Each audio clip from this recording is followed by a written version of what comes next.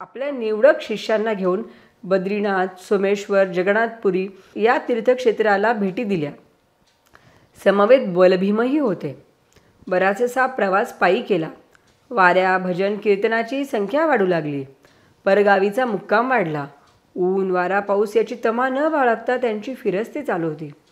त्यातच त्यांचे आजारपणही सुरू झाले. त्यांना खोकला येऊ लागला. आपल्यानंतर बेटाचे काम कोण पाहणार? बेटावर असणाऱ्या शिष्यांबद्दल त्यांच्या मनात विचार आला. सद्यस्थित बंकट स्वामींच्या आश्रमात असणाऱ्या सर्व शिष्यांबद्दल, शिक्षकांबद्दल विचार करून बघितला. त्यात सोमेश्वर गिरीजी महाराजांना निर्भीड स्वभावाचे, सखोल ज्ञान असणारे बलभीम सर्वश्रेष्ठ वाटले. त्यांनी बेटातील इतर मंडळींशी पंचांशी चर्चा केली. बेटावर नियमित येणारी सर्व मंडळी, पंच कमिटीतील माणसे यांच्याशी चर्चा करून बलभीमांना आपला पटशिष्य घोषित केले. 1875 म्हणजे 1953 साली सर्व मान्यवरांच्या समोर सोमेश्वरगिरी महाराजांनी बलभीम जाधव या आपल्या शिष्यास गोसावी पदाची दीक्षा दिली.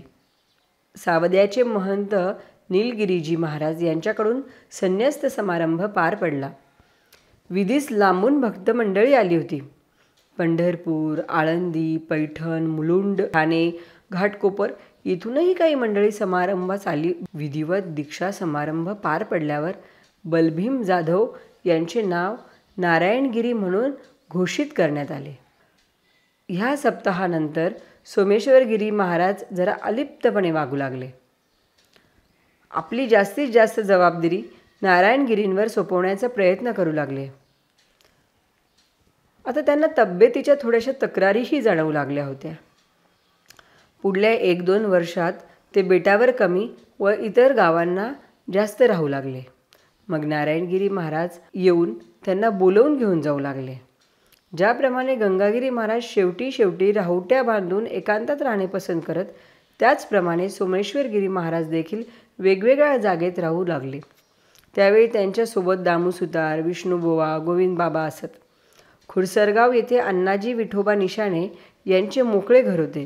त्या घरातही ते राहत असत. अशा प्रकारे ते दिवस कंठत होते. जेव्हा 1878 म्हणजे सन 1956 साली महांकाळ वाडगाव येथे सप्ताह सुरू करण्याच्या आदल्या दिवशी अरणगावहून दवाखान्यातून ते सप्ताहासाठी आले होते. त्यानंतर बेटाची संपूर्ण जबाबदारी नारायणगिरीजी महाराज पाहत होते. सोमेश्वरगिरी महाराजांचे दुखणे वाढत होते. त्यांचा विपुल जनसंग्रह त्यांना भेटावयास येत होता. दिवसेंदिवस अंगात क्षीणता येऊ लागली होती. वयाच्या 61व्या वर्षी 28 जुलै 1957 रोजी रात्री 8 वाजता ते समाधीस्थ झाले. दुसरे दिवशी श्रावणी सोमवार होता. संपूर्ण विधीसहित दुपारी 4 वाजता समाधीविधी पार पडला.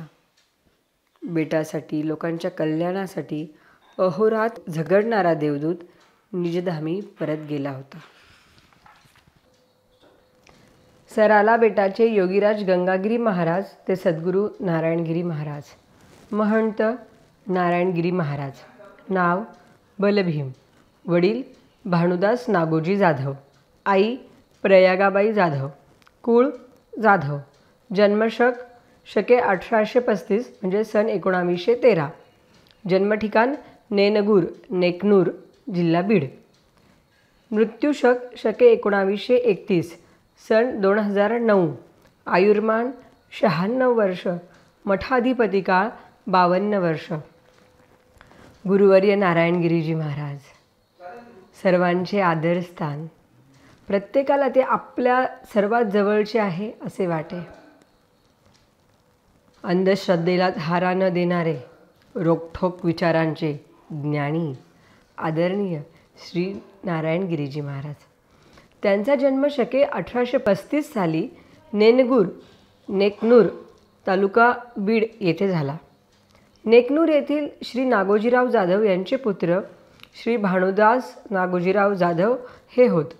ह्या भानुदासरावांना 2 पत्नी होत्या. पहिल्या पत्नीचे नाव प्रयागाबाई तर दुसऱ्या पत्नीचे नाव अनुसयाबाई होते. प्रयागाबाईस 3 मुलगे, बाबूराव, बलभीम व ज्ञानोबा, तर अनुसूयाबाईस 2 मुले, दत्तात्रय व तुकाराम, आणि 2 मुली, सरस्वती व चंपाबाई, असा भानुदासरावांचा परिवार होता. आपल्या 2 बायकांचा विस्तार भानुदासरावांना न्यायाने सांभाळता आला नाही.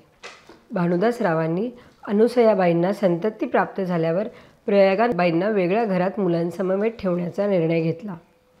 सुरुवातीला जबाबदारीने वागणाऱ्या भानुदासरावांवर नंतर पहिल्या पत्नीचा विसर पडू लागला. प्रयागाबाईच्या पदरी 3 मुलगे, घरात अन्न खावयास नाही. अशा वेळी नेनगूरसारख्या दुष्काळी भागात ही माऊली आपल्या मुलांना कसे भरवावे या विवंचनेत रात्रंदिवस जागून काढत असे. मोलमजुरी करण्याशिवाय पर्याय नव्हता. पण शेतात काम नसेल तर कमवणार काय आणि खाणार काय? मुलांचे वडील अजिबात लक्ष देत नाही हे जाणल्यावर प्रयागाबाई आपल्या 3ही मुलांना घेऊन सोलापुरात सिद्धेश्वराच्या मंदिरात राहण्यासाठी आल्या. माधुकरी मागून मंदिरातील कामे करून दिवस कंठू लागल्या. एकदा भल्या पहाटे देवाला बेलाची पाने फुले तोडण्यासाठी प्रयागाबाई मंदिराच्या मागे असलेल्या दाट झाडीत गेल्या. त्या झुंजू काळी परडीत बरीचशी फुले जमा झाली. अचानक अण्वानी पायाला काहीतरी नरम लागले. खाली बघते तर सापाने पायाचा चावा घेतला होता. त्यांच्या तोंडून मोठ्याने किंकाळीचा आवाज आला. काही माणसे धावत जमा झाली. 3ही मुलांनी टाहो फोडला. मांत्रिकाला बोलवण्यात आले. त्यांचे विष उतरल्यावर प्रयागाबाई सैरावैर होऊन इकडे तिकडे पाहू लागल्या. मुले आईला बिलगली. मुलांना आपल्या पंखाखाली घेत ही माऊली ढसाढसा रडू लागली. असेच दिवसांमागून दिवस जात होते. कायम मंदिरातच वास्तव्याला राहिल्यामुळे मुलांना आपसूक देवाची आवड निर्माण झाली. प्रत्येक पहारी शिवनामाचा गजर सतत कानावर पडू लागला. देवध्यानात मन तल्लीन होऊ लागले. बालमन सहजच एकाग्र होऊ लागले. तो पारतंत्र्याचा काळ असल्याने त्या काळात सोलापुरात इंग्रजांचे मांडलिकत्व स्वीकारलेल्या हैदराबादच्या निजामाच्या राजवटीचा अंमल होता.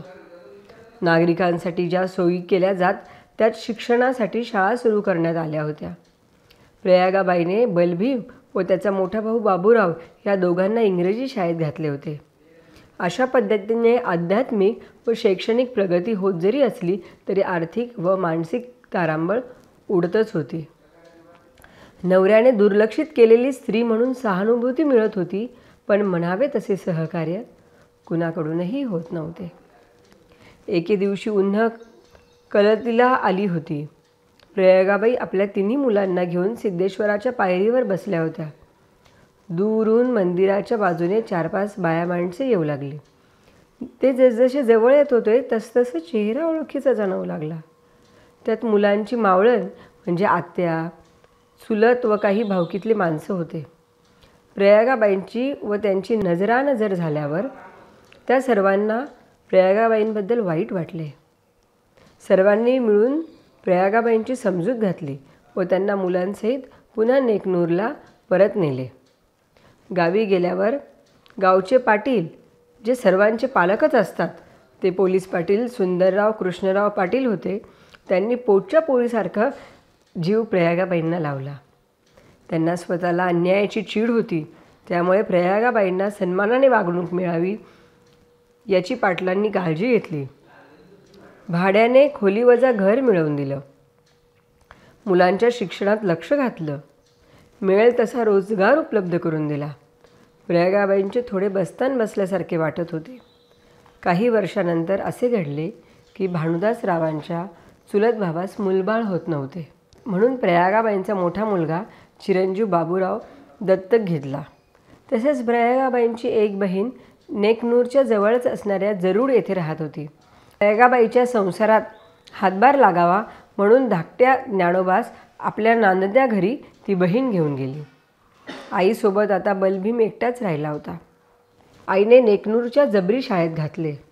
त्यानंतर गडीवर शाळेत घालण्याचे धाडस केले. माऊलींनी अपार कष्ट केले. पाटल्याची गुरे वळणे, शेळ्या मेंढ्या चारणे हे प्रत्येक गरीब घरातील कुमारावस्थित मुलांकडे असणारे काम बलभीमानेही केले.